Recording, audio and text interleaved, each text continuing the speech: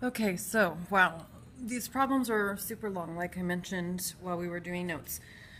So I'm going to go over a couple of the problems, and I'm not going to go over the derivatives and things because you should be proficient in that by now. So first thing, the domain is all real numbers. There's no value of x that makes this thing undefined. X squared plus 1 is always positive. X-intercept comes from making y equal 0, and a fraction is equal to 0 when the numerator is 0, so x equals 0. And then, like I mentioned in the notes, if the x-intercept is 0, 0, that's also got to be the y-intercept. I can't have another point on the y-axis, otherwise the graph won't represent a function, and we only analyze functions in this class. There's no vertical asymptotes because, again, the domain is all real numbers. There's nothing that makes this undefined. The horizontal asymptote is y equals 0. And just a quick refresher, maybe pause it for a second so that students can look at the work for that. That's review, so I'm not going to spend a lot of time going over it. And then the first derivative, also take a second please and pause so that students can check their work on this. This is all review, so hopefully this all makes sense. And then, holy cannoli, this took me an entire page. So here's the second derivative. I'm going to explain one thing just because it's a little difficult. So this is just quotient rule. I'm not going to explain that. Don't look at that yet. I'll have the sub pause it in a second. The factoring, though, I have two terms. Oh, dang it, I marked it in the wrong spot. That's not where we factored. I factored from here to here. I drew the arrow in the wrong spot. So I have two terms. These are attached with multiplication. So this is all one term, and then here's subtraction, and then this is all attached with multiplication. So that's one term. So I have one term here, minus sign, and then another term there. These terms have x squared plus 1 in common, and they also have 2x in common. So I took out an x squared plus 1 and a 2x. So I was left with another x squared plus 1, and then a negative 1 also. And then I have the minus. I didn't do anything with that. I didn't do anything with that. I took that out, and I took that out. Okay? And then you'll see I underlined those. I just simplified doing algebra. So take a minute and look through all of this. Pause it for a second. And then using all of this information, I don't know if I'm going to be able to get it all on the screen at the same time. First, I plotted the points, and I tried to make the points really big so you can see I plotted 0, 0. I plotted the local min, -1, -1/2. That doesn't really look like -1/2, but you get the gist. +1, +1/2 right there. And then the inflection points I estimated, I know that's between 1 and 2. And then if this is between 1 and 2, then this is somewhere between, what, 1/4 and 1/2? Rad 3, right? So I just estimated those inflection points, and I plotted them there and there. And then I used the increasing, decreasing, and the concavity information, just like we did in the notes, to label. So decreasing from -1 to -infinity and 1 to infinity. Increasing between -1 and 1. And then I can't get the concavity stuff on at the same time as I show you this, but the intervals of concavity I put on here as well. And then remember we talked in class about there's 4 ways that a curve can look. These are the 4. So I have these different labels for them. So this portion right here is decreasing and concave down, so it's going to look like that. So I made it decreasing and, well, I should show it that way, decreasing and concave down. And then this little portion in here, that's concave up and decreasing right in there.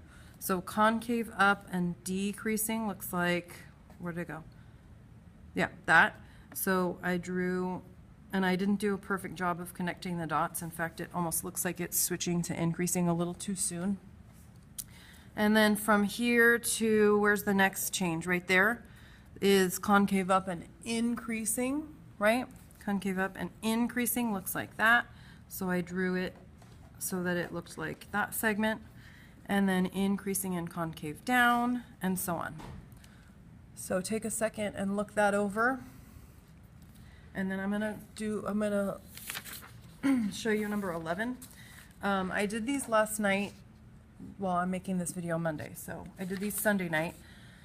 And by the time I got to 11, I was really tired and I made a stupid mistake. And then when I started making this video, I'll explain it in a minute. Okay, so the domain.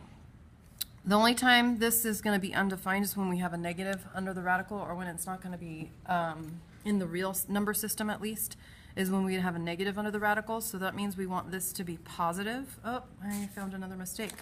It can also be 0, can't it? I can take the square root of 0, right? So I want 4 minus x to be either positive or 0. So the domain is that. X-intercepts, again, I make y equal to 0. So either x is 0 or this thing is 0. And then same as last time, if 0, 0 is on the graph, that is on the y-axis. That is the only y-intercept because I can't have 2 y-intercepts. I won't pass the vertical line test. There's no horizontal or vertical asymptotes. This isn't a rational function or anything. So take a second and look over the derivative. There we go. Okay. And then I showed work down here. I needed to estimate that for when I was plotting the points, which I'll get to in a minute. So 3.079, I just used a calculator on that one because that was a little harder to estimate without a calculator. And here's another thing I caught this morning when I was more awake. I had put that it was decreasing from 8/3 to positive infinity, even though I wrote on the graph that this is not in the domain. So I changed it to a 4, right? Because the graph doesn't exist for anything bigger than 4. So now the second derivative is yucky, and that's what I thought I messed up on. So I did the second derivative here. Pause that for just a second. Let them look at that, please. And then here's where my mistake was. When I plugged in the 0, somehow, I have no idea how, somehow I got a positive, and I knew it should be a negative, just because I did. So I don't know what I was thinking, but somehow I got a positive. If I plug in a 0, I'm going to get a negative, because that's going to go away. That's going to be negative 16. That's going to go away. That's going to be positive, I don't know what it's going to be, 32, I think. Anyways, doesn't matter. It's positive. So a negative divided by a positive is a negative. So I finished this just now. It's not concave up anywhere, it's concave down everywhere on its domain, which is negative infinity to 4, and there's no inflection points because it doesn't change concavity anywhere. So this was my mess that I was going to try whiting out, and then I just decided to give up. I was checking my second derivative, thinking my second derivative was wrong, but it was actually my silly plugging in that was wrong. So moral of that story, don't try and do these gnarly problems when you're tired. So here's my graph. It's concave down everywhere on its domain. It's increasing from 8/3, which is 2 2/3, or from negative infinity to 8/3, and then it's decreasing on this small portion.